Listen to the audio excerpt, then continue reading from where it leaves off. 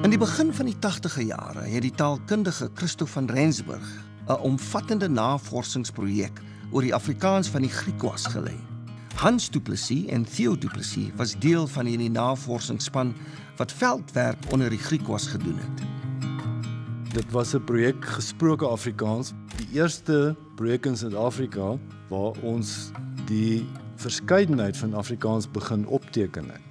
Ons moes rondry, ons moes navorsing doen, jy vat 'n bandopnemer.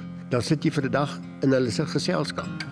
En dit was so wonderlik want jy moes net gekom het met jou opnamemasjienkie, 'n stemvanger, wat dit is hoe hulle dit genoem het, en sê vir my, wat is oom se naam?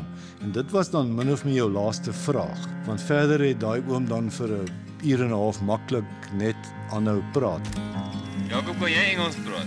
Bietjie, wat ons nee, ek sal daarom die Engelsman my pak gee nie, ek sal my daarom daar kan help dat ek 'n pak kry. Dink jy dit sal goed wees as jou kinders eendag hulle taal los vir Engels? Hulle sal nie kan die taal los nie. Die Afrikaans sal maar bly. Ja, hy sal maar bly tussen hulle. Ja. Al ken hy ook 'n bietjie Engels, maar hy sal nie die taal verloor nie. Ja. Ja. In 2001 verskyn Hans Du Plessis se bundel In die skuilte van die Here, Griekwa psalms en ander gedigte.